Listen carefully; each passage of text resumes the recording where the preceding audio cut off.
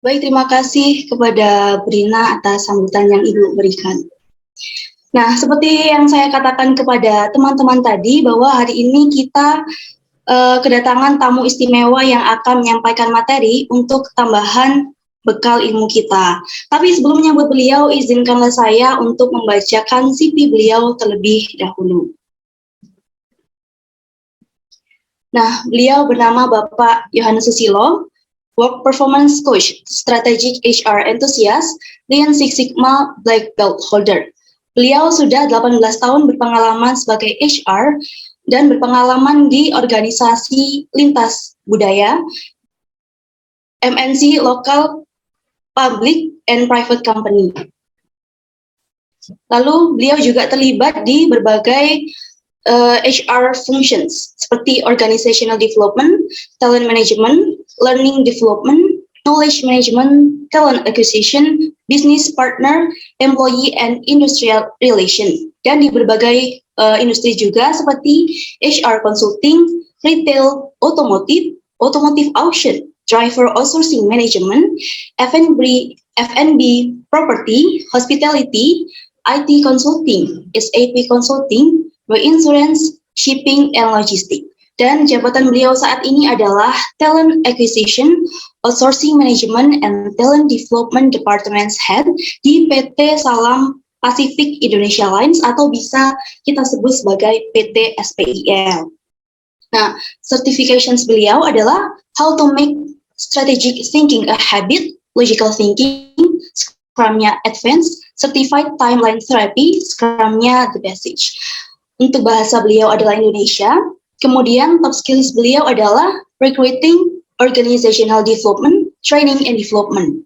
Nah, apabila kita ingin bekerja sama dengan beliau atau menghubungi beliau, kita bisa melalui email beliau yakni yohanessusilo@gmail.com, dan juga LinkedIn-nya adalah www.linkedin.com/in/Jo Susilo.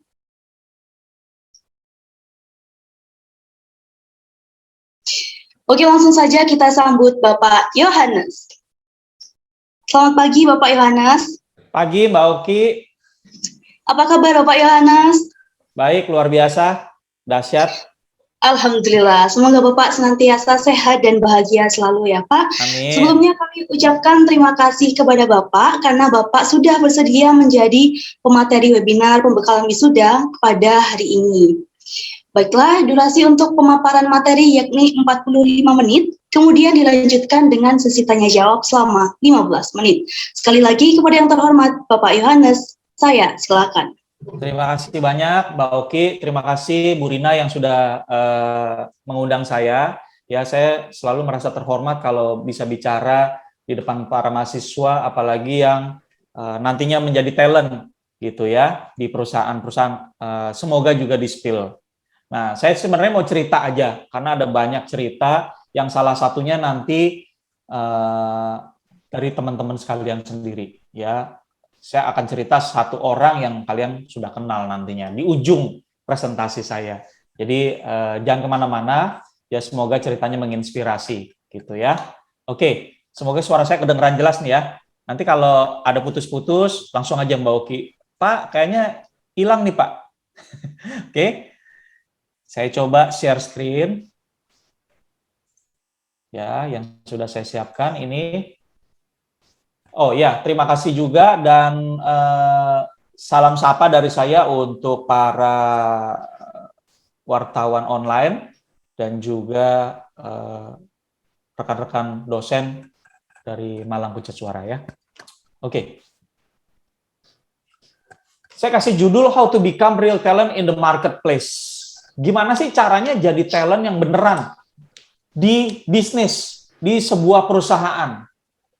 Ya, kalau kalian cita-citanya abis ini buka usaha sendiri, mungkin ya kayaknya ini nggak terlalu cocok presentasinya. Tapi kalau kalian mau langsung melamar pekerjaan dan kemudian nggak cuma bekerja sebagai karyawan, tapi harus sebagai talent, karena ada perbedaan yang jauh antara karyawan biasa sama talent gitu. Nah, hebatnya para lulusan Malang Pucat Suara ada sebagian besar menjadi talent di PT Spill ini.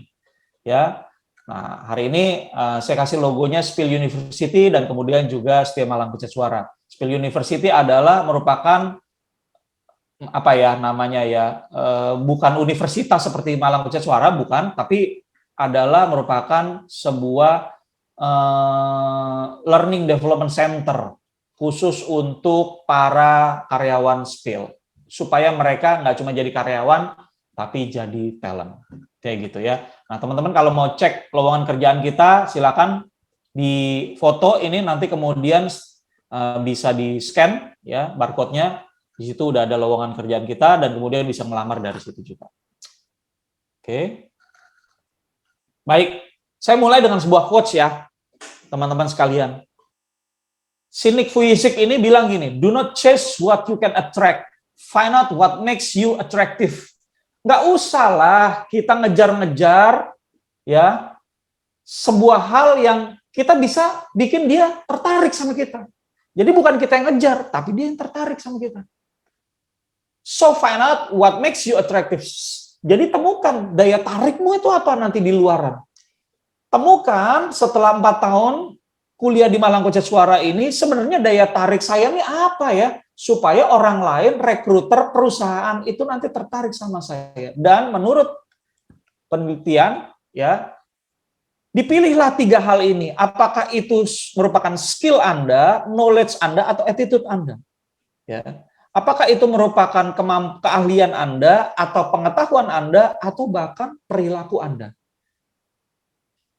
Yang tergambar, kalau menurut gampangnya ya, kita bilang skill, knowledge, dan attitude itu adalah disingkat menjadi kompetensi. Kompetensi itu adalah skill, knowledge, dan attitude yang kelihatan lewat perilaku kerja.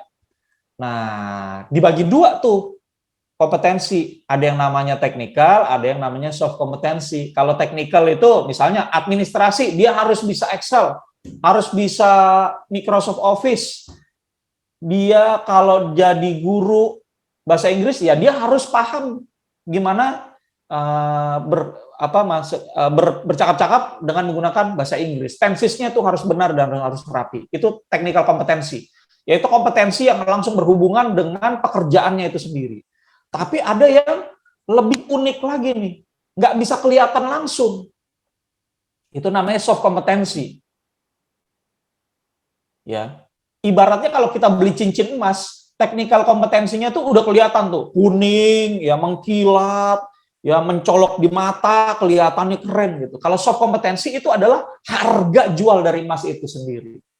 Ya, ada yang kelihatannya kuning mewah, tapi kalah ternyata sama yang bentuknya sederhana. Kenapa? Karena zat emasnya, campurannya, itu ternyata yang nggak kelihatan mewah itu bahkan lebih emas. Nggak ada campuran tembaganya, nggak ada campuran kuningannya. Nah, itulah soft kompetensi. Walaupun kelihatan orangnya biasa aja secara penampilan, tapi ternyata di dalamnya dia mengandung nilai yang sangat mahal. Maka dari itu, menurut LinkedIn Global Talent Trends Report baru-baru ini, dia bilang begini nih. LinkedIn itu adalah sebuah platform ya sosial media untuk dunia kerja. Makanya teman-teman kalau ada yang belum punya LinkedIn harus bikin ya supaya punya karir yang kelihatan sama orang lain. Track record kalian kelihatan di situ supaya kelihatan sama recruiter ya. Gunanya buat jual diri lah intinya supaya teman-teman kelihatan profesional di depan para recruiter. Ya. Jadi mereka bikin penelitian ya, trennya ini sebenarnya yang paling penting soft skill apa hard skill nih?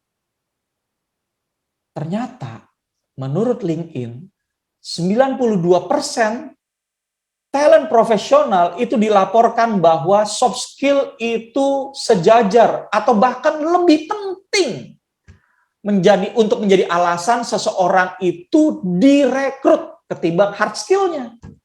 Jadi kalau kita nih para rekruter mau ngerekrut admin staff atau accounting staff misalnya, atau sales atau apa ya jabatan-jabatan yang sekarang IT lah, IT staff misalnya.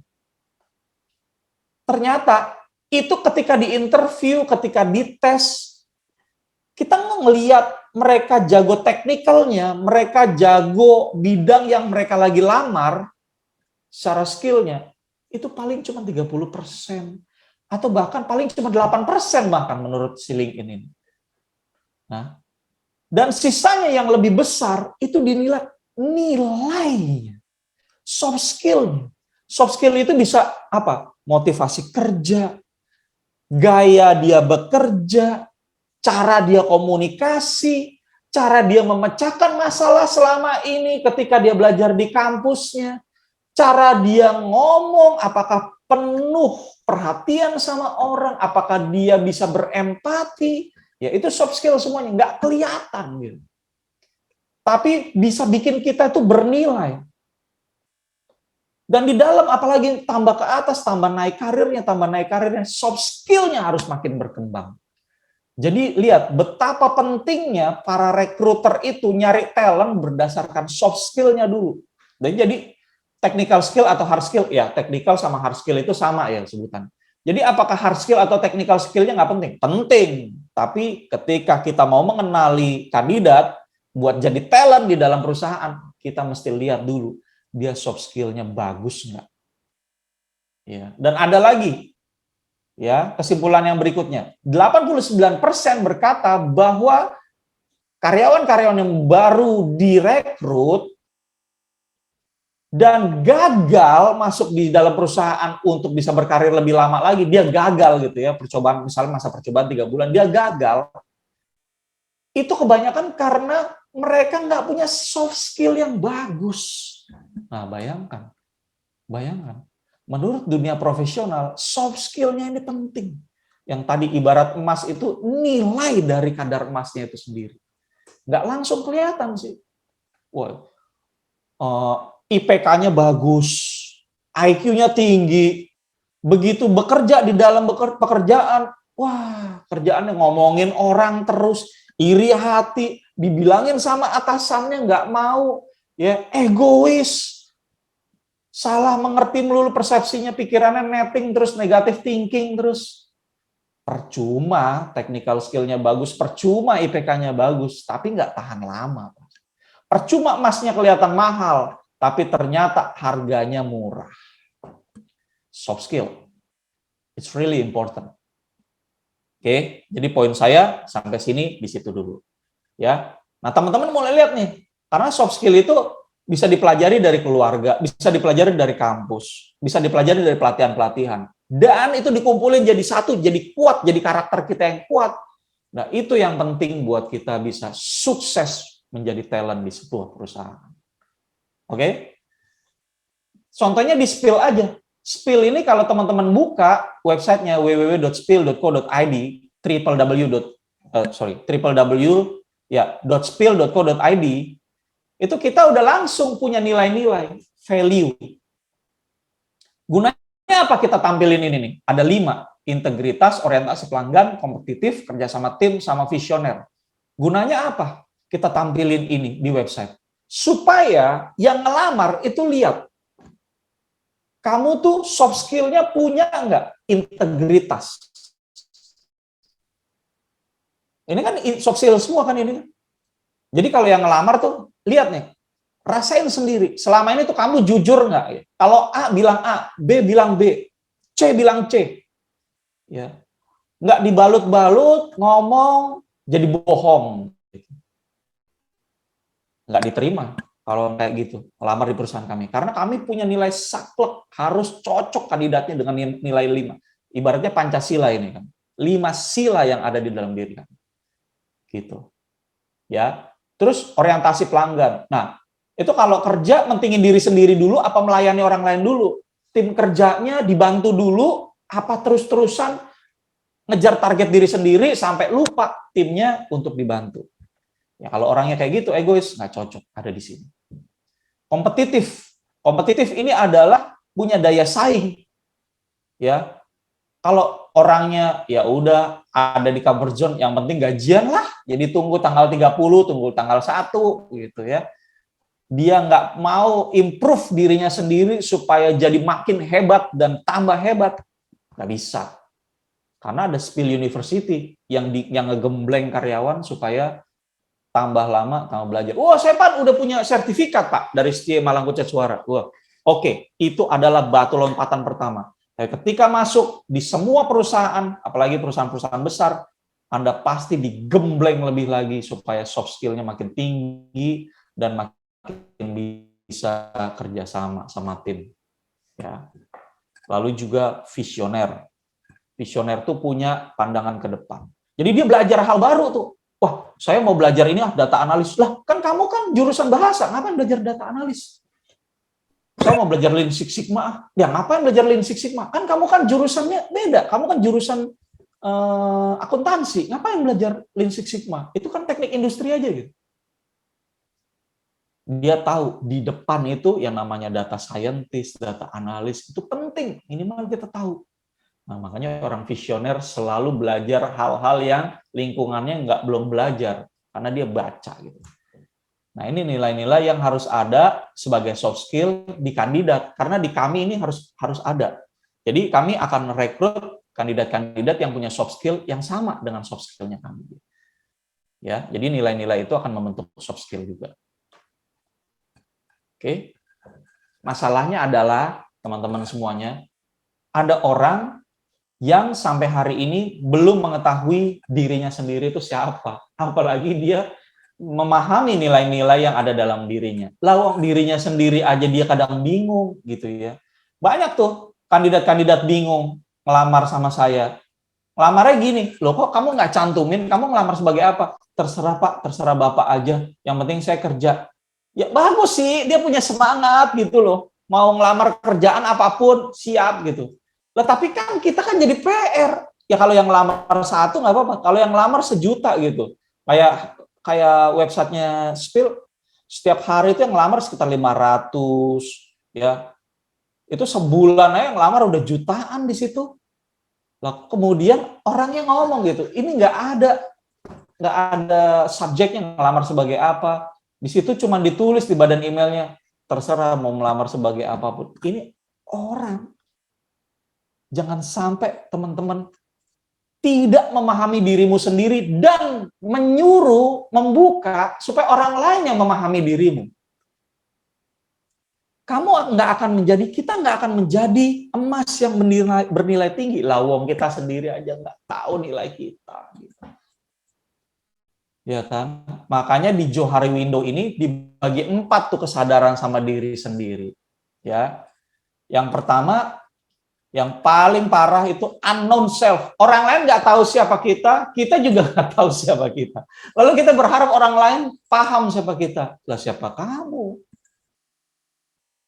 Oh ya, jadi yang kedua itu adalah hidden self.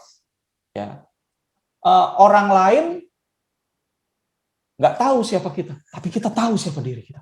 Nah, kalau orang lain belum tahu siapa kita tahu siapa diri kita. Kita tinggal jualan aja. Suatu saat ada momentum, ada kesempatan, kita kasih tahu dunia ini bagaimana kemampuan kita dan seberapa jauh kita mampu untuk bekerja. Gitu. Tapi ada juga yang kita nggak tahu, orang lain yang tahu. Ya, blind self namanya. Berarti orang lain tuh kayak misalnya kita punya tompel atau tai lalat di belakang leher gitu ya. Kan kita nggak lihat, orang lain yang lihat. Orang lain yang kasih, kamu kayaknya punya tompel di belakang leher deh. Gitu ya. Terus kita keras kepala bilangin, enggak, saya nggak punya. Loh, saya lihat gitu loh. Enggak, saya nggak berasa. Ya nggak bisa dirasain, orang kelihatan kok gitu kan. Terus difoto sama temannya, dikasih lihat sama dia. Tuh kan ada, enggak, ini bukan leher saya. Nah, ada orang yang keras kepala.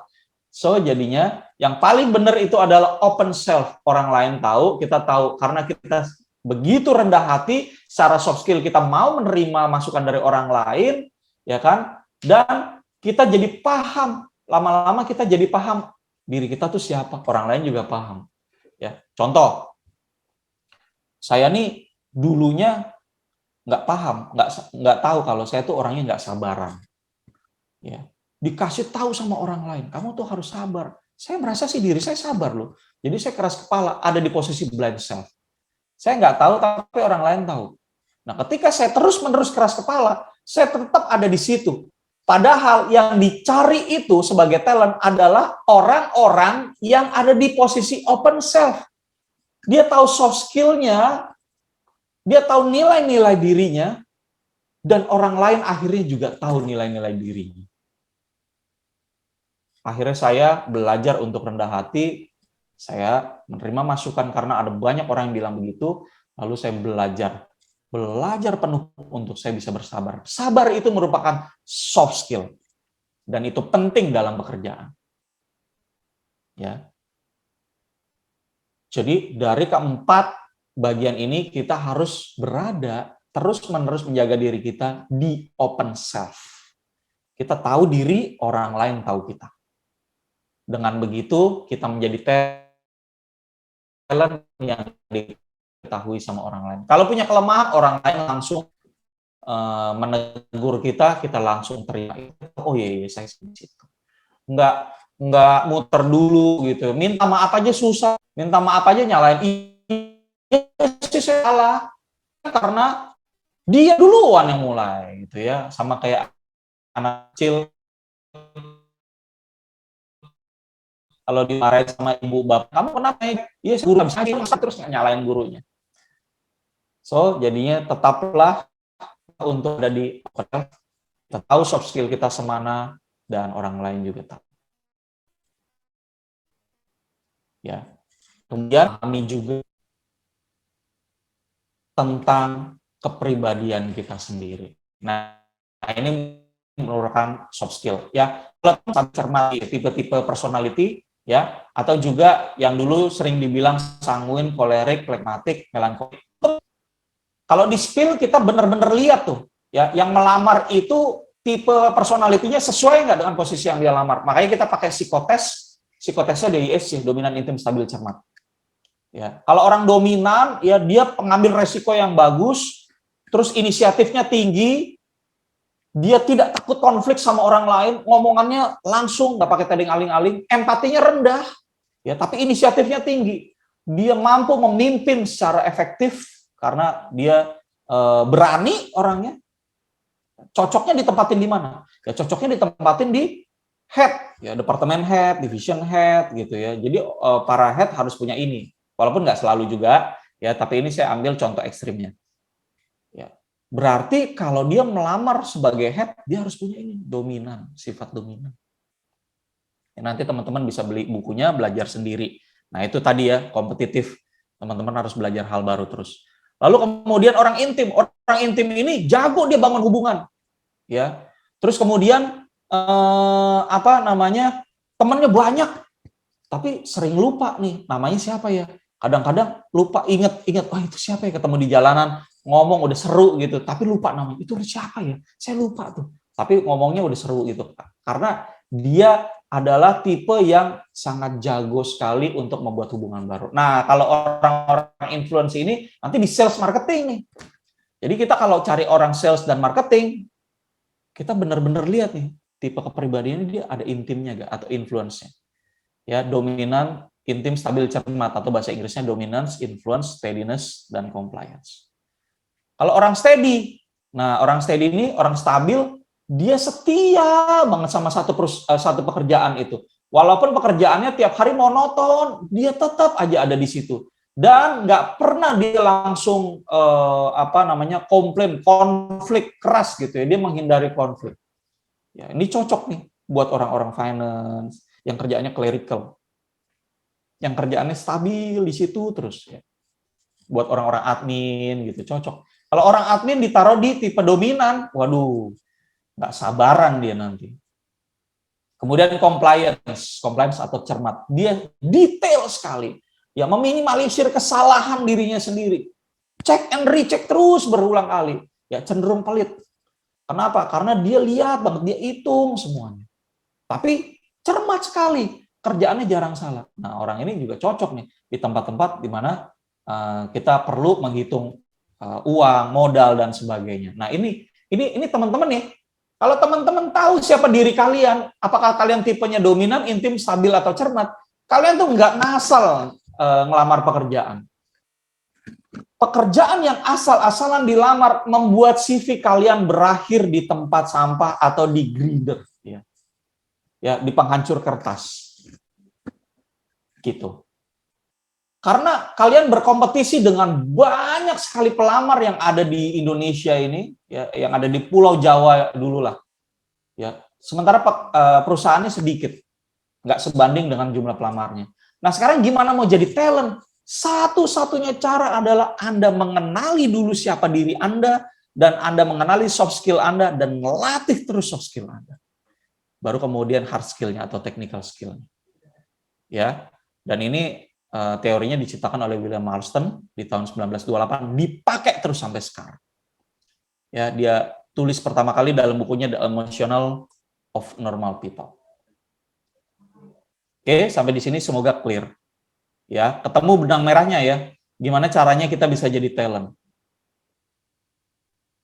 Lalu kemudian yang kedua adalah kita tahu nih, biasanya dalam kerja sama tim, fungsi kita tuh apa? Fungsi saya nggak selalu sama fungsi orang lain dalam tim. Ya, saya ambil contohnya Avenger karena kerja sama timnya bagus banget. Masih dengan teori yang sama dari si William Marston ya. Yang pertama nih, ada orang kalau kerja sama di dalam tim, dia tipenya tipe teoris. Saya ambil contohnya tipe teoris ini si Nick Fury, bosnya Marvel Avengers. Ya, dia nggak punya kemampuan superhero.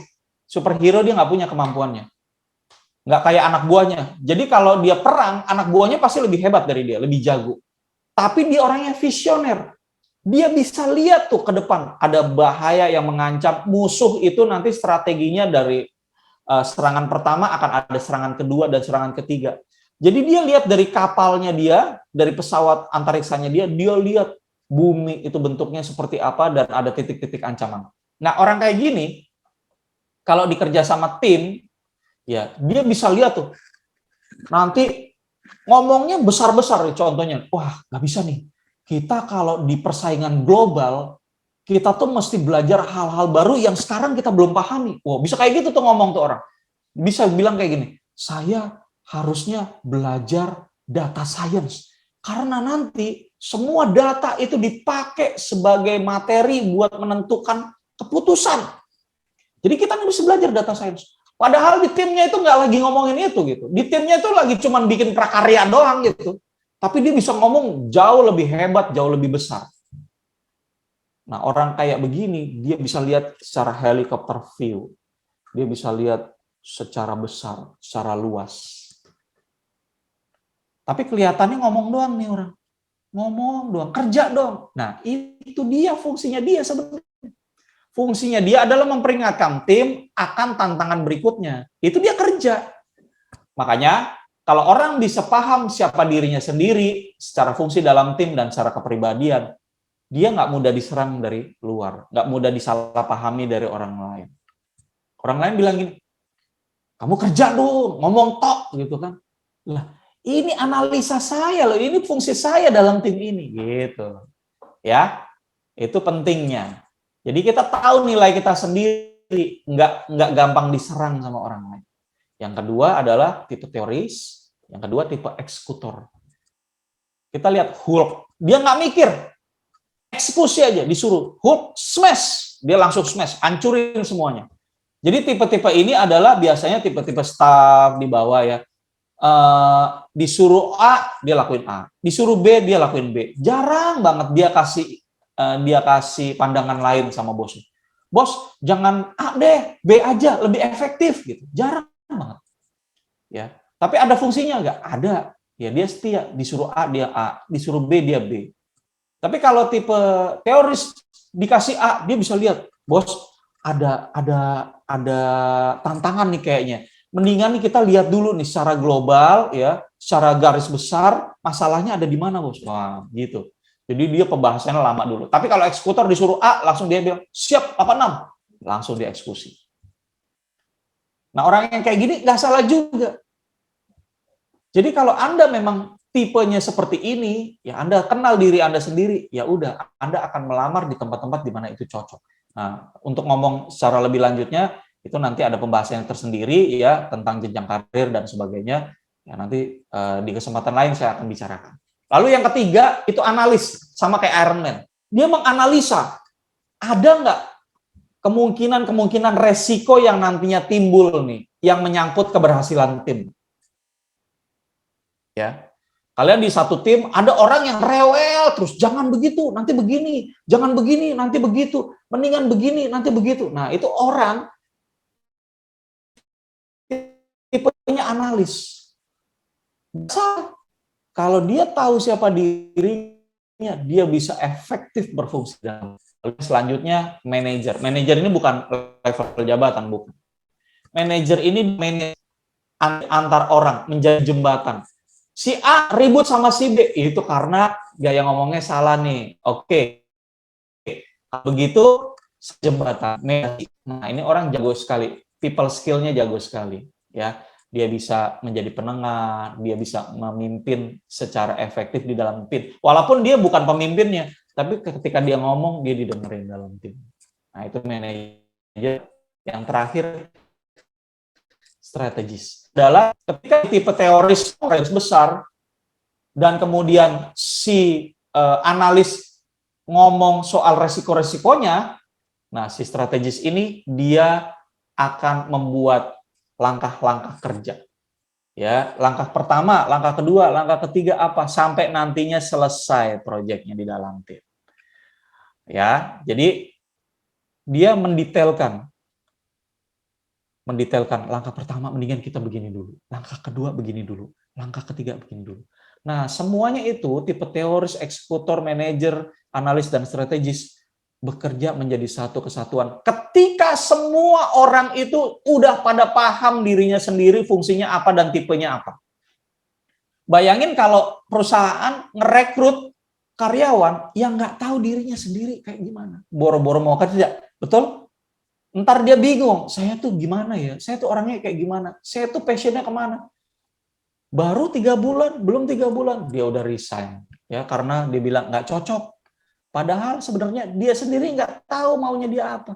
Dia sendiri nggak tahu arahnya karirnya dia kemana, dia sendiri nggak sadar passionnya kemana. Secara soft skill, dia nggak sadar kemampuannya apa. Oke? Nanti di akhirnya saya mau cerita satu orang yang dia sadar sekali dirinya sendiri itu kemampuannya sebatas apa. Ya, dan dia terus kembangkan. Oke?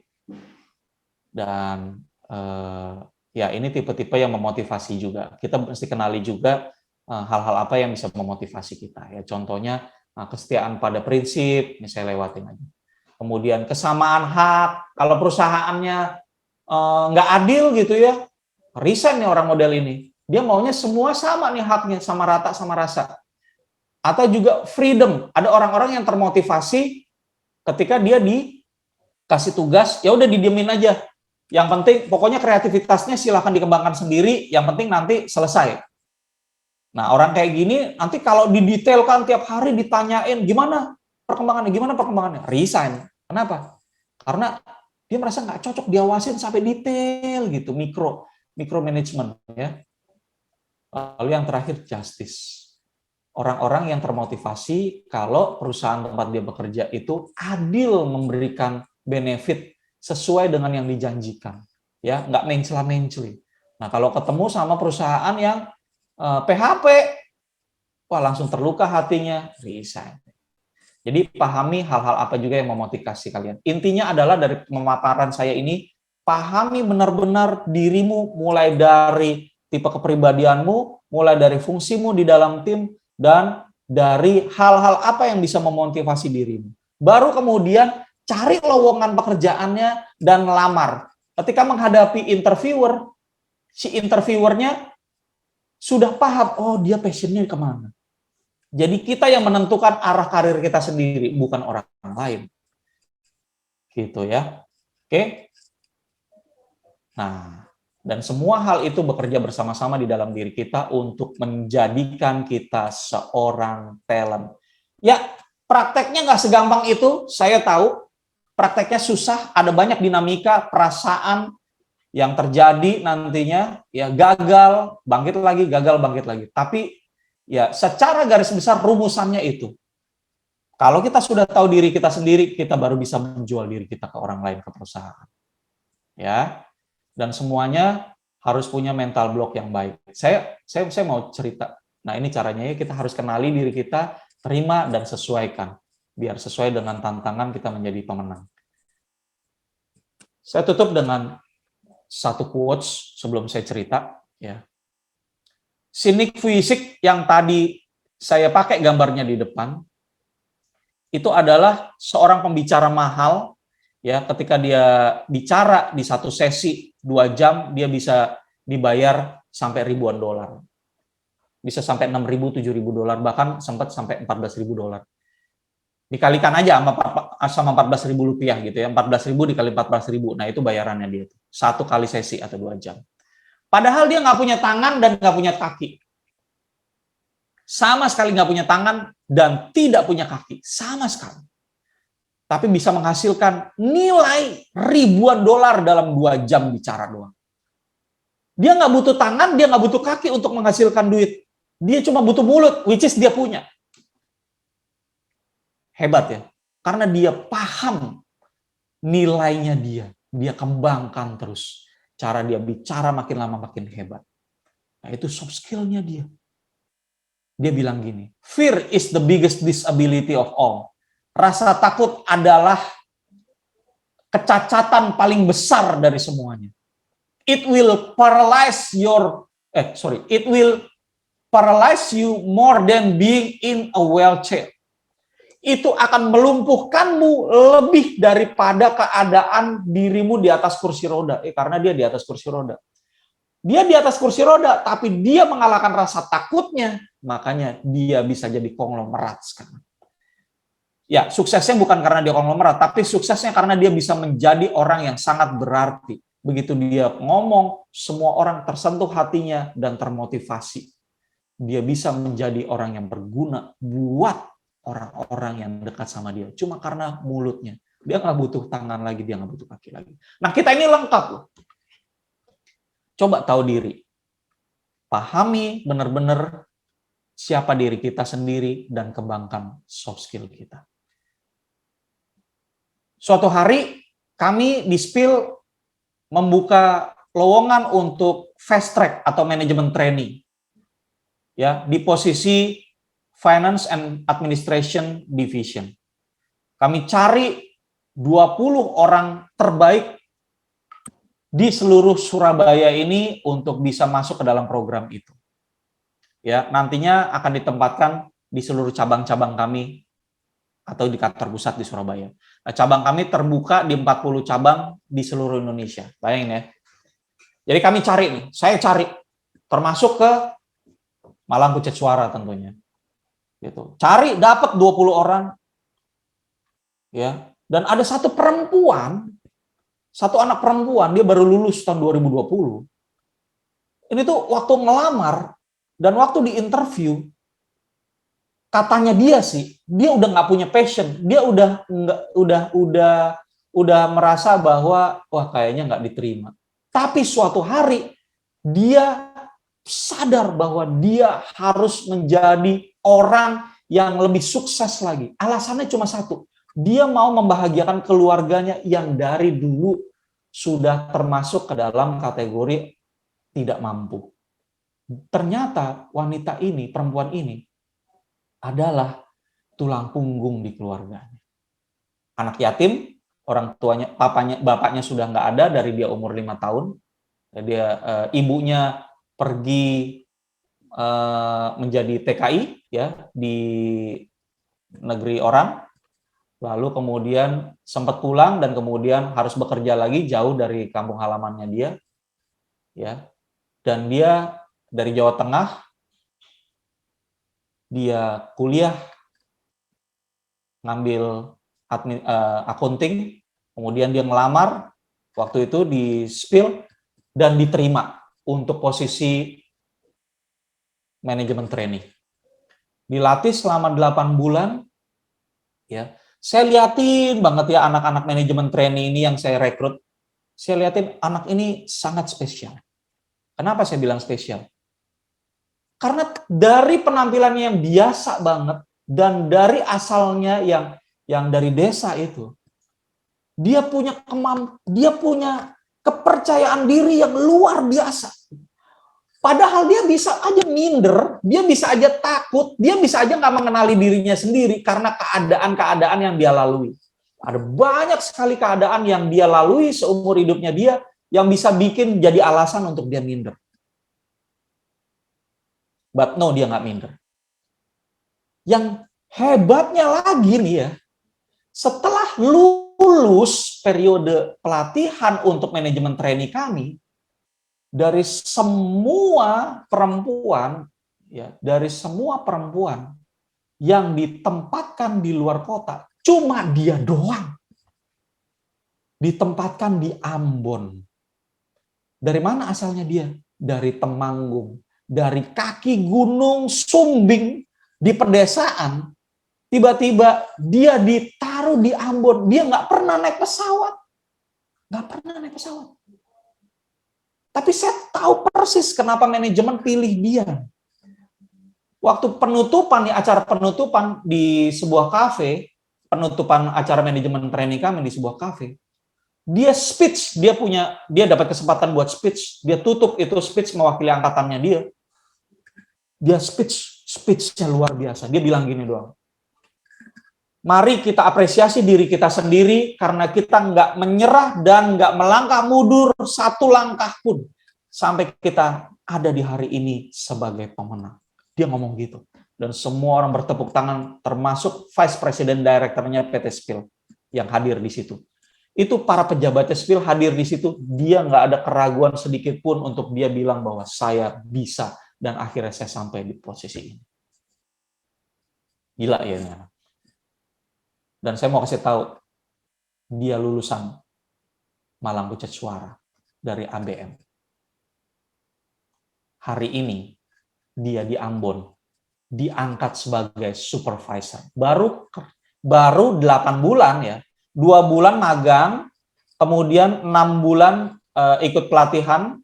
Jadi programnya ya, program manajemen training itu 2 bulan magang, lalu kemudian 6 bulan dia mengikuti pelatihan intens sebagai staff, lalu kalau lulus, dia diangkat jadi supervisor. Yang lain diangkat jadi supervisor, ada sekitar beberapa persen nggak lulus, beberapa persen jadi staff. Nah, anak ini jadi supervisor, tapi diberangkatkan ke Ambon. Dia bisa aja nolak loh.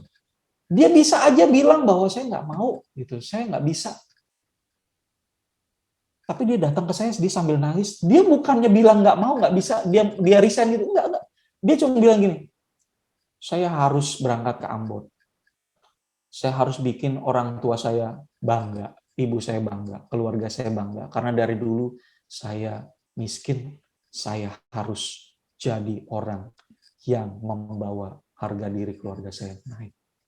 Dia tahu value-nya dia tahu manfaatnya dia di dunia ini. Dia berangkat ke Ambon. Astri Noviani. Saya nggak tahu, tadi saya minta dia hadir. Ada nggak anaknya di sini?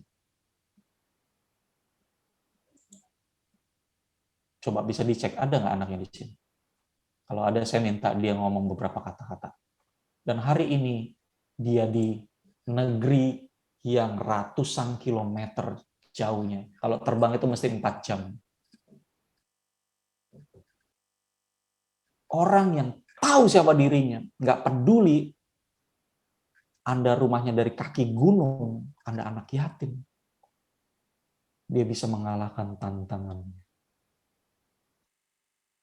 Melewati teman-teman yang lain.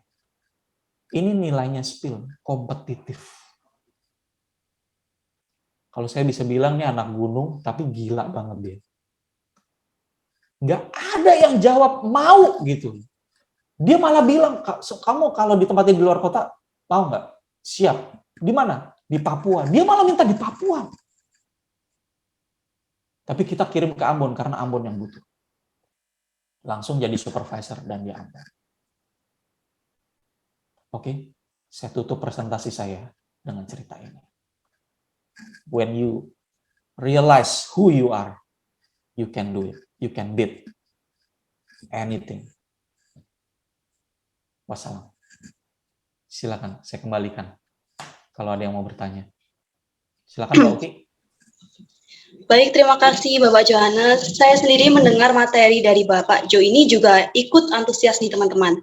Bagaimana tidak, karena materi yang disampaikan Pak Jo tadi menyadarkan kita akan pentingnya mengenali value dari diri kita sendiri. Nah, memasuki sesi berikutnya adalah sesi tanya jawab.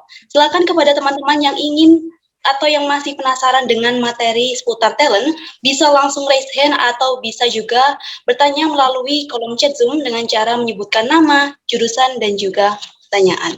Silakan. Izin Mbak Oki, saya duluan boleh? Gitu. Boleh.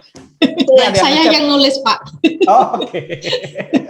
Ya Allah, aduh saya ini ya speechless dengan materi yang diberikan oleh Pak Jo hari ini, luar biasa. Apalagi tadi ada testimoni ya, atau mungkin penilaian dari PT Spill dan juga Pak Jo tentang salah satu staf yang mungkin dijadikan contoh untuk hari ini, ternyata malah alumni dari kampus kami. Saya mau nangis Pak Jo, ternyata itu di kampus investasi dari Masya Allah, rekan-rekan ABM. Ya, terima kasih sekali. Ini mungkin akan saya sampaikan pada pimpinan kami bahwa ternyata di luar sana memang lulusan kami itu kompatibel gitu ya Pak ya. Kompetitif boleh anaknya nanti diundang untuk jadi pembicara gitu di sana. Makanya tadi saya foto orangnya akan saya cari di database begitu. Mungkin insya Allah lain waktu bisa menjadi narasumber di webinar untuk adik-adik semua. Terima kasih sekali. Hanya itu yang saya sampaikan Pak Jo, mohon titip para alumni kami di perusahaan Bapak, mohon dibina dan kalau memang ada kekurangan ya terus dipoles Pak untuk kebaikan bersama begitu. Terima kasih Pak Jo. Sami-sami. Silakan yang lain dieksplor ya Pak Jo, ini keren sekali untuk materi hari ini. Silakan. Atau mungkin dari saya dulu Pak Jo. Boleh? Tanya? Boleh. Tadi kan di materi ini Bapak Jo mengajarkan kita tentang pentingnya mengenali diri sendiri gitu ya Pak ya.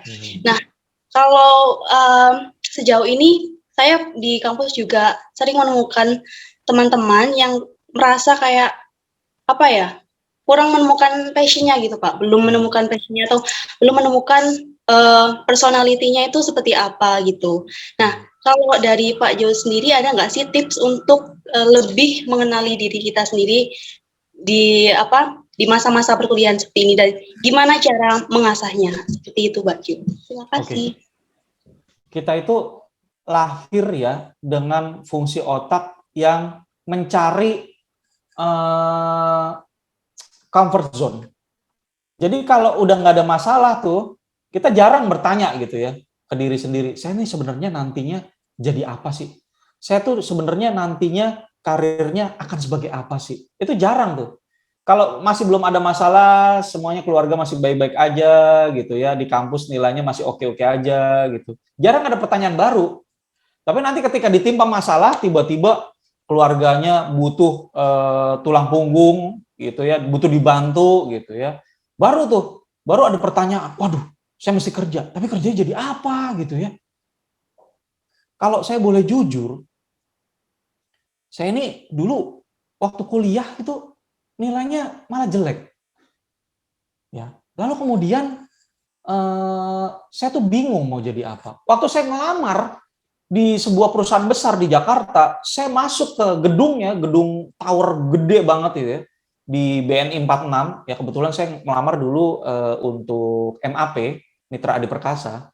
Itu kan mesti tukar KTP gitu ya, di gedungnya tukar KTP, terus kemudian dikasih kartu tapping gitu ya, kartu visitor, kemudian di tap gitu di gate-nya sebelum masuk lift gitu. Wow, gate-nya tuh very high technology lah zaman dulu ya. Dia gedung yang sangat mewah di BNI 46 itu. Lalu kemudian masuk gitu, liftnya tuh cuma pakai sensor. Kalau sekarang udah banyak kali karena semenjak pandemi, tapi dulu tuh cuma pakai sensor. Wah, mewah sekali gedungnya, tinggi sekali. Begitu saya masuk ke situ dan mata saya disilaukan oleh kemewahan itu, saya langsung begini loh. Wah, nggak cocok nih buat saya. Jadi nyali saya turun, saya keluar lagi dari gedung itu, saya tukar lagi di resepsionis kartu saya, ditukar KTP, saya pulang tanpa saya ketemu rekruternya. Kenapa? Runtuh, saya merasa value saya nggak sampai di situ. Ya, jadi kalau tadi menjawab pertanyaannya Mbak Oki, gimana kita bisa mengenali diri kita?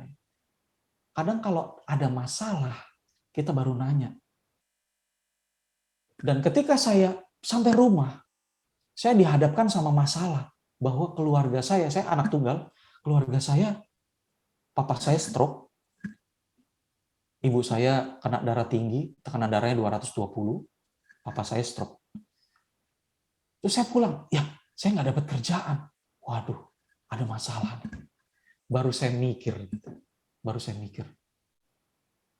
Saya ntar jadi apa ya?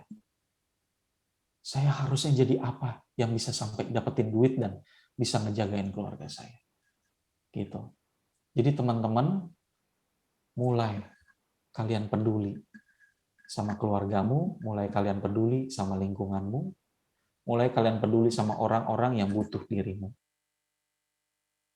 Lalu kemudian mulai pelajari dirimu itu sebenarnya fungsinya apa. Karena banyak karyawan, sama kayak ini pulpen.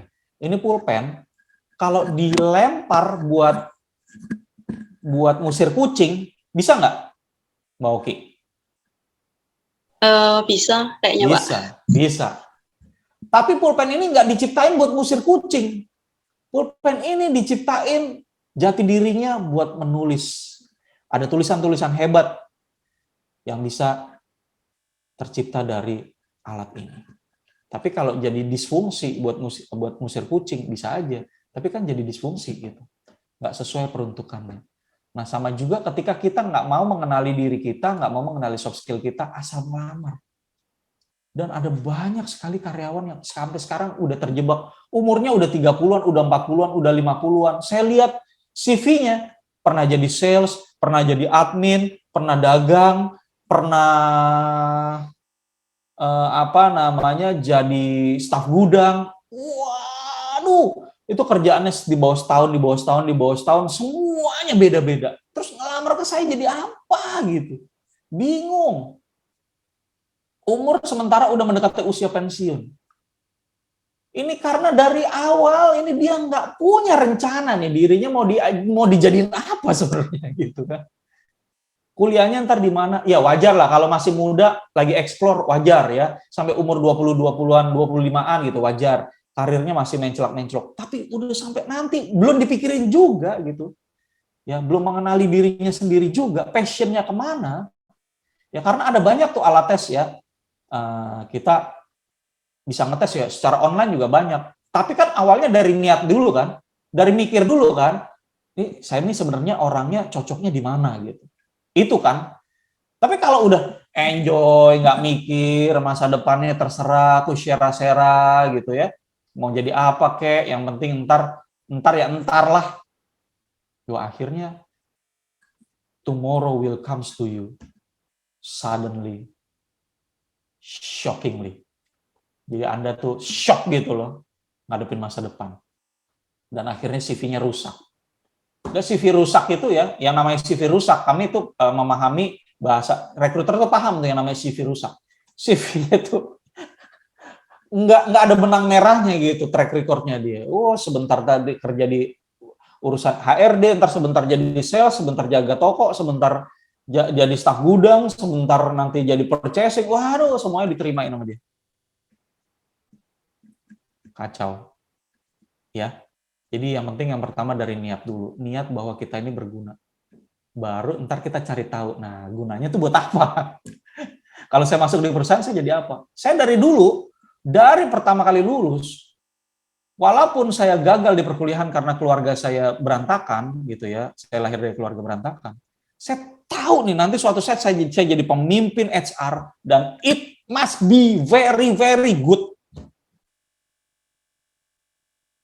Jadi ditawarin jadi kepala cabang, ditawarin jadi kepala sales. Saya dulu pernah ditawarin jadi kepala operasional, saya nggak mau.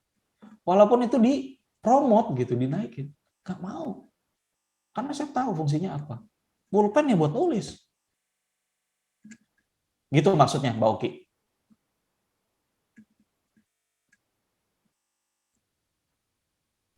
Berarti memang Pak Jo dari perkuliahan itu juga sudah mau mengenali potensi dari diri sendiri ya Pak. Maksudnya Pak Jo punya soft skill sebagai manajer, sebagai pemimpin, tipe pemimpin seperti itu ya Pak. Betul. Nah, sama seperti ceritanya si Astri ini yang anak ABM tadi. Dia itu paham loh. Walaupun dia nggak punya banyak source yang bisa meyakinkan dia bahwa dia akan jadi akuntan, dia akan jadi orang finance yang baik, gitu loh. Bisa aja dia ngelamar jadi admin, jadi apalah. Tapi dia tahu gini, saya akan ke Ambon, Pak. Dan saya ke Ambon akan jadi finance yang baik, yang luar biasa buat keluarga saya. Orang yang udah keluar statement kayak begitu, dia tahu itu statement buat dirinya, dan nanti lingkungan akan menyediakan source-nya. Begitu kira-kira. Terima kasih Pak Jo. Mungkin dari teman-teman yang lain sudah ada yang ingin bertanya, bisa langsung raise hand atau juga bisa melalui kolom chat. Oh, ini ada Feti Dita ya. Dita. Sebentar ya Kak Desi Amalia. Saya bacakan dulu pertanyaan dari Kak Feti Dita. Permisi, saya ingin bertanya, bagaimana jika ada seorang fresh graduate yang sudah memiliki pengalaman kerja, namun bukan di bidang office dan tertarik untuk bekerja di manajemen suatu perusahaan yang cukup besar? Bagaimana tanggapan Bapak? Terima kasih. Oke, langsung aja. Pengalamannya apa Mbak Feti?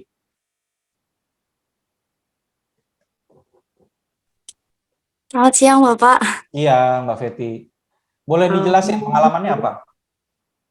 Saya 1 tahun di barista, 6 bulan di admin, lalu sekarang sedang bekerja di suatu perusahaan wisata selama 1 tahun terakhir, Bapak. Sebagai talent entertain. Talent entertain. Oke. Passionnya Mbak Feti mau kemana? Saya ingin di manajemennya sih, Bapak. Oh, jadi sekarang kayaknya belum cocok ya? Sekarang merasa belum cocok. Maunya di manajemennya ya? Iya. Oke. Ya, mumpung ini masih muda, kan explore nggak apa-apa, nggak masalah, nambah pengalaman. Tapi jangan sampai nanti sampai terus-terusan. Cari pelatihan-pelatihan, ya, cari hal-hal yang berhubungan sama manajemen. Karena kenapa? Ketika Mbak Feti nanti melamar di manajemen, ya, di fungsi awal lah, mungkin fungsi start fresh graduate, mungkin sebagai staff admin dulu gitu ya di office. Nah, itu nanti nggak ditanya tuh pengalaman sebagai barista, pengalaman yang nggak nyambung itu nanti nggak dihitung. Tapi yang dihitung adalah kompetensi atau potensinya yang berhubungan sama kerjaan yang dilamar. Jadi ya banyak-banyak aja cari pelatihan-pelatihan online, pelatihan-pelatihan offline yang murah-murah itu banyak ya. Di LinkedIn tuh ada tuh yang gratis-gratisan gitu. Nah, itu dijadiin kurikulum vitae nantinya. Nah, nanti supaya apa? Ketika Mbak Feti nanti di interview, Mbak Feti bisa cerita tuh. Mbak Feti bisa membuat sebuah statement yang meyakinkan si interviewer bahwa oh, dia ngerti nih apa yang dia ngomongin tentang manajemen. Gitu. Paham ya?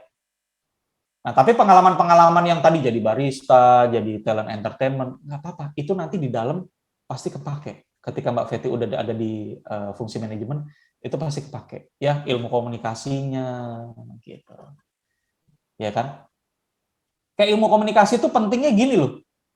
Kita tuh bilang bahwa harga minyak naik. Nah, orang marah langsung. Kalau kita bilang, kalau orang dengan ilmu komunikasi yang tinggi, dia akan bilang gini, harga minyak akan menyesuaikan. Di Singapura aja harga air mineral jauh lebih mahal, jauh lebih murah daripada harga minyak. Nah, kalau di Indonesia ini harga minyak masa sama air mineral, mahalan air mineral, gitu, ya kan? Nah, jadi bikin orang tuh berpikir dan menerima gitu. Itu kan kalau misalnya Mbak Feti tadi jadi barista segala macam kan menghadapi banyak orang, pasti ntar ilmunya pakai. Oke? Jadi begitulah kompetensi di dalam diri kita itu nanti bersinergi untuk membuat karir kita naik. Tapi kalau untuk di awalnya, interviewer tuh pasti lihat yang punya pengetahuan atau pengalaman yang sesuai dengan yang dilamar. Gitu. Kecuali memang nyarinya fresh graduate. Kalau fresh graduate nggak ditanya pengalamannya, tapi ditanya passion atau minatnya. Gitu ya. Cukup jelas, Mbak Feti? Baik Bapak, terima kasih banyak. Suwon ya pertanyaannya. Ada lagi nih Mbak Oki? Cukup banyak lagi. Iya, Kak, tadi ada yang resen dari Kak Desi Amelia, Oke, mungkin. silakan Kak Desi. Terima kasih atas waktunya. Ini suara aku kedengaran jelas? Jelas, clear, merdu juga. Baik, terima kasih. Terima kasih. Sebelumnya saya mengucapkan terima kasih banyak buat Pak Jo, sumpah materinya tuh luar biasa. Saya kebetulan juga lagi mencari potensi saya, mencari soft skill apa yang bisa saya kembangkan untuk nanti di dunia kerja, dan ini benar-benar sangat-sangat bermanfaat buat saya dan juga pasti buat teman-teman semuanya. Dan saya tuh sempat tadi meneteskan air mata, Pak. Terima kasih banyak. Alhamdulillah. Terima kasih banyak telah membawa cerita dari Kak Astri. Pertanyaan saya yang pertama itu, bagaimana kita sebagai orang yang ingin mengapply pekerjaan gitu ya Pak, mengemas soft skill kita supaya pihak HR itu tertarik dengan soft skill kita. Sedangkan tadi Bapak ceritakan bahwa yang dilihat pertama itu adalah soft skill kita gitu Pak. Oke. Dan yang kedua, boleh ya Pak? 2 Pak? 3 juga boleh. Terima kasih Pak. Pertanyaan yang kedua itu, bagaimana soft skill apa yang pastinya itu perlu dari semua posisi apply, posisi pekerjaan gitu Pak. Ya. Terima kasih. Sama-sama. Oke Mbak Dita, saya jawab langsung ya Mbak Oki ya. Iya Pak, monggo. Jadi kalau yang pertama, si rekruternya si HR itu nanti akan nanya ya sebuah pertanyaan dengan teknik behavior event interview. Nah itu dia mengorek si soft skill-nya dari kandidat.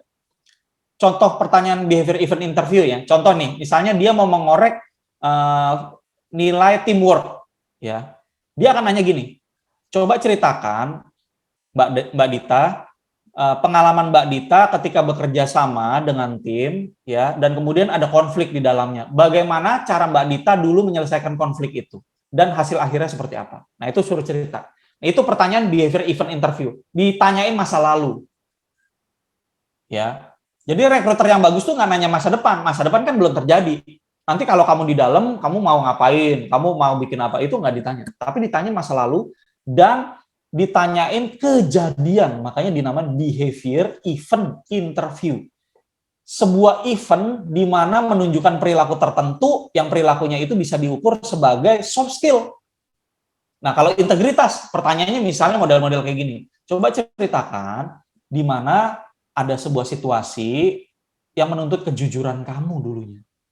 Nah, situasinya apa? Orang-orang di dalamnya siapa yang terlibat?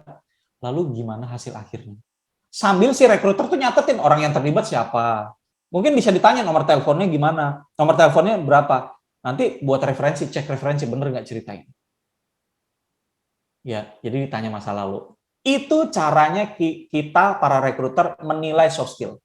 Nah, yang kedua, di luar daripada si rekruternya itu sendiri, yang namanya soft skill itu pasti kerasa gitu, berasa.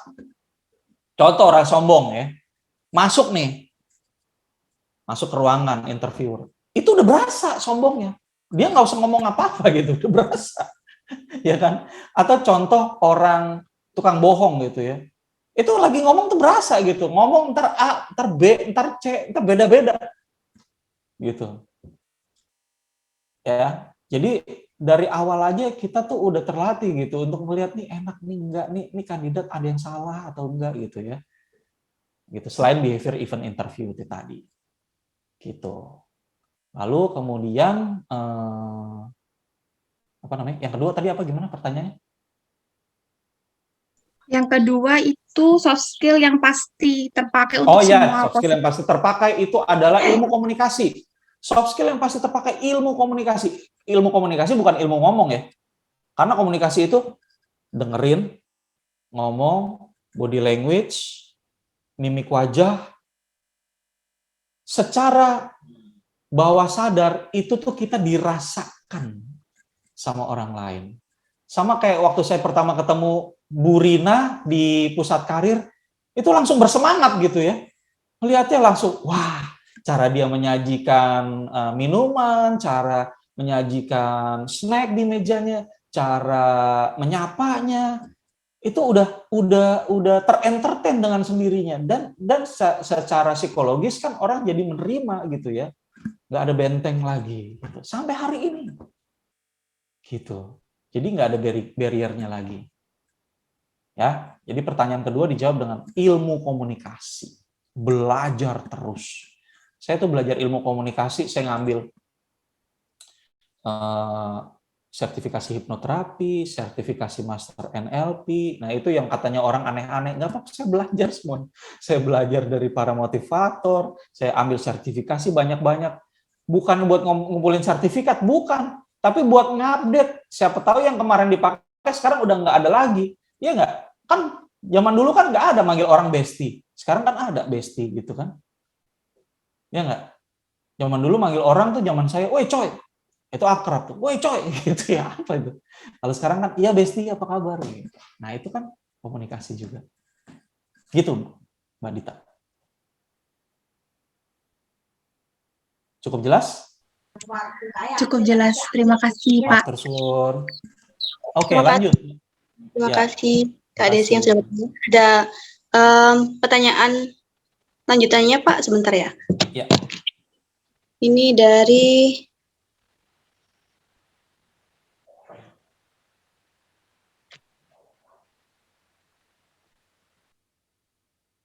Ini ada yang bagus nih. Dari boleh saya milih? boleh Pak, boleh. Mas Bernardinus Haryo Pinardi. Selamat siang Pak Jo, Bu Rina, dan teman-teman. Saya mau bertanya, jika orang tua kita menghadapkan kita bekerja di domisili daerah orang tua, di domisili, pokoknya dekat rumah ya, dekat rumahnya orang tua. Karena kan kita nanti diamanahkan oleh kakak-kakak kita untuk menjaga orang tua, namun kita ingin eksplor diri kerja di luar kota. Menurut Pak Jo bagaimana untuk menghadapinya? Terima kasih Pak. Oke, nah ini kan menarik ya. Ini ada konflik pasti, ya kan? Ada konflik dalam diri kita. Kita mengembangkan amanah, sementara kitanya mau eksplor, ya. Kalau menurut saya jangan dikorbanin salah satu, jangan, gitu ya. Cari aja titik tengahnya. Kalau misalnya memang udah nggak bisa ditawar lagi, ya udah. Explore yang ada di daerah orang tua. Kalau udah nggak bisa ditawar lagi, ya itulah yang namanya kreativitas. Kreativitas itu kan gini kan, kita tuh udah ada di satu pulau terdampar, nggak ada apa-apa, nggak ada sumber daya apa-apa, tapi tetap akhirnya bisa hidup puluhan tahun di situ. Kalau nggak ada yang nolongin, tetap hidup. Ya, karena apa? Karena otak kita akan menciptakan kreativitas untuk bertahan hidup, untuk survive, gitu. Sama juga kayak yang tadi si Mas Haryo bilang, saya manggilnya Mas Haryo ya, apa Bernardinus. Jadi kalau misalnya memang udah nggak bisa ditawar, ya udah itu pulaumu. Ciptakan sesuatu dari situ. Tapi jangan dulu diputuskan sebelum dikomunikasikan. Bisa loh ditawar. Ngomong ke orang tua itu ada ilmu negosiasinya.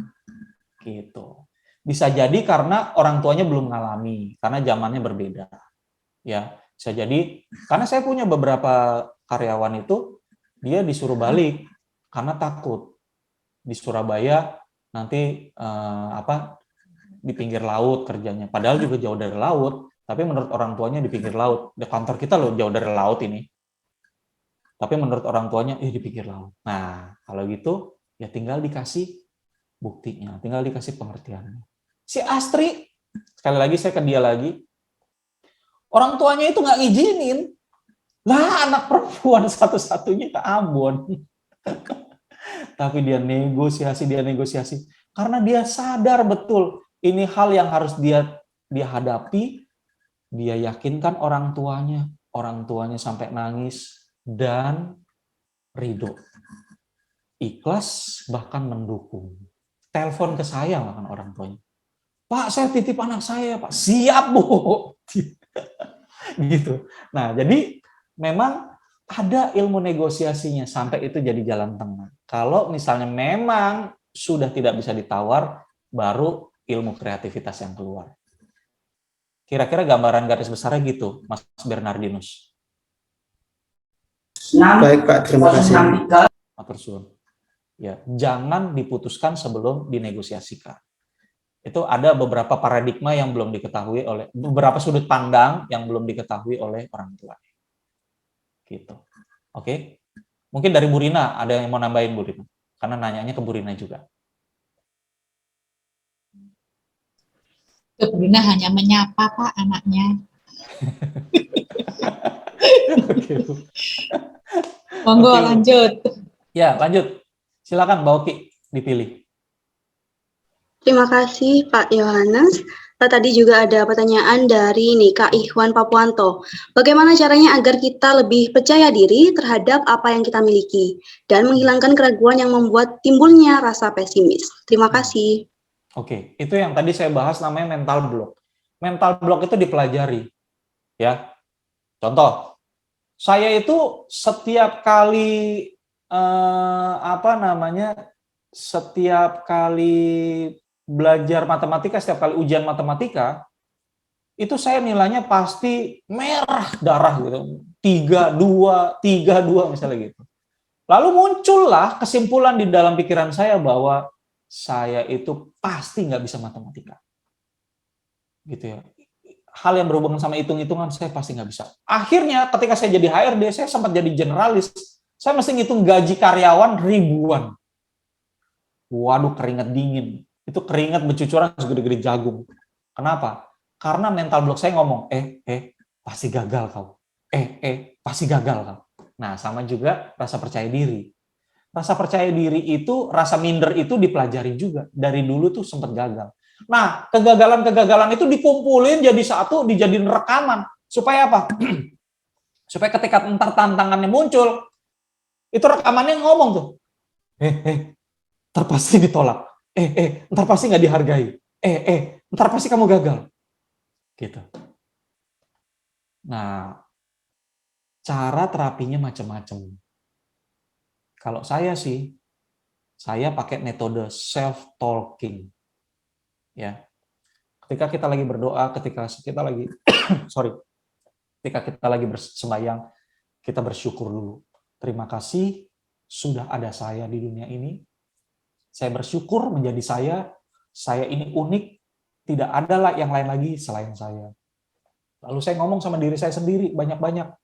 Jo, kamu pasti bisa bicara sama orang ini hari ini, dan kamu pasti bisa meyakinkan dia bahwa kamu berhasil. Itu saya kalau di interview, saya nih ya, ketika saya udah pulih nih, rasa berharga saya udah pulih, saya itu nggak pernah, saya ulangi, saya itu tidak pernah ditolak oleh interviewer. Jadi setiap kali saya di interview sama perusahaan, itu saya pasti diterima.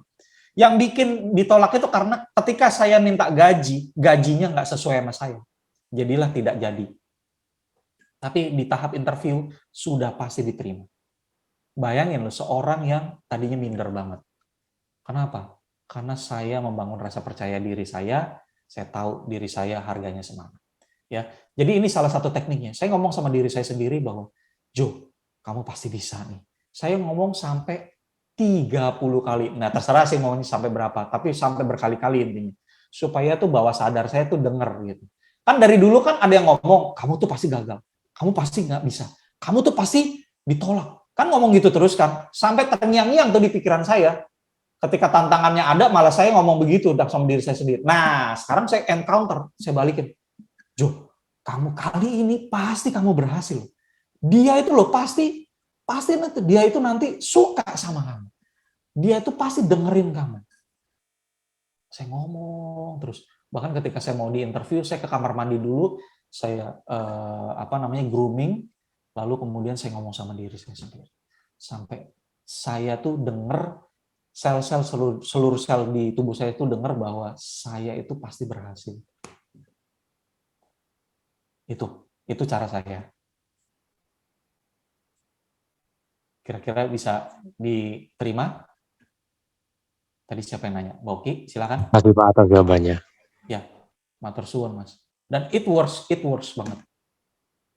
Siapa yang mau menghargai diri kita sendiri sebelum, ya Tuhan tentunya, sebelum diri kita sendiri.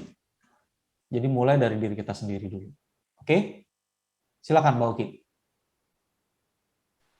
Baiklah, terima kasih Pak Jo. Pertanyaan tadi merupakan pertanyaan terakhir di sesi tanya jawab pada siang hari ini. Untuk teman-teman yang masih belum mendapatkan kesempatan untuk bertanya, mungkin bisa menghubungi beliau melalui email beliau yaitu susilo@gmail.com. Saya chat ya biar kelihatan ya. Boleh.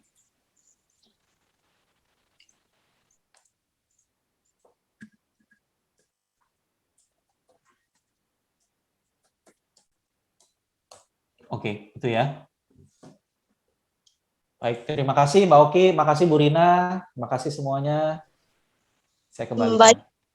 Terima kasih kepada Bapak Yohanes sudah memberikan materi, berdiskusi dengan peserta webinar, serta memberikan closing statement yang luar biasa.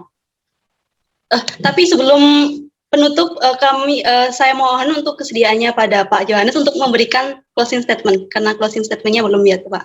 Silakan. Oke. Baik. Saya tutup dengan dengan quotes-nya si Astrid itu aja ya. Dia pernah bilang begini bahwa saya tahu mimpi saya tahu diri saya, dan saya harus menciptakan itu sampai jadi kenyataan. Ya. Saya tahu mimpi saya tahu diri saya, dan saya harus menciptakan itu semua jadi kenyataan. Oke, di situ nasib mau berubah. Thank you. Terima kasih Bapak Yohanes Susilo. Semoga materi yang Bapak Yohanes share kepada kami dapat bermanfaat dan juga bisa menjadi tambahan bekal ilmu saat kita sudah terjun ke dalam dunia kerja kelak. Oke, hadirin calon wisudawan semester genap 2021-2022, dalam webinar kali ini terdapat beberapa kesimpulan yang bisa kita rangkum. Di antaranya, ada perbedaan yang jauh antara karyawan dan talent. Nah, untuk menjadi talent, kita harus menemukan daya tarik kita agar recruiter tertarik dengan kita, baik itu skill, knowledge, maupun attitude, dan 3 hal tersebut terlihat dari kompetensi kerja. Nah, menurut LinkedIn Global Talent Trends Report melaporkan bahwa 92% talent profesional itu secara soft skill lebih penting daripada hard skill. Bisa jadi cara komunikasi, motivasi kerja, pemecahan masalah, dan lain-lain. Nah, kemudian 89% gagal karena mereka tidak punya soft skill. Kemudian orang-orang yang dicari perusahaan adalah tipe orang open self, yakni orang yang tahu akan kemampuan dari diri sendiri dan orang lain juga tahu tentang diri kita. Nah, perusahaan juga menempatkan orang sesuai dengan personalitinya. Ada dominan, influencer, compliance, students. Kalau kita tahu tipe personality kita, maka kita akan lebih bisa menempatkan diri kita di talent yang pas. Kita juga harus tahu fungsi kita di dalam kelompok.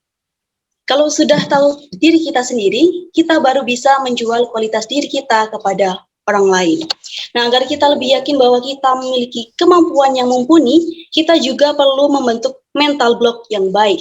Karena mental block atau mindset akan mempengaruhi tindakan, dan tindakan akan mempengaruhi kesuksesan. Sekian, terima kasih. Nah, hadirin, tidak terasa kita sudah sampai di akhir acara. Demikianlah rangkaian acara webinar pembekalan wisuda, How to Become Real Talent in the Marketplace. Terima kasih kepada Career Development Center yang sudah menyelenggarakan acara ini. Terima kasih juga kepada Bapak Yohanes Susilo yang sudah memberikan ilmu yang sangat luar biasa.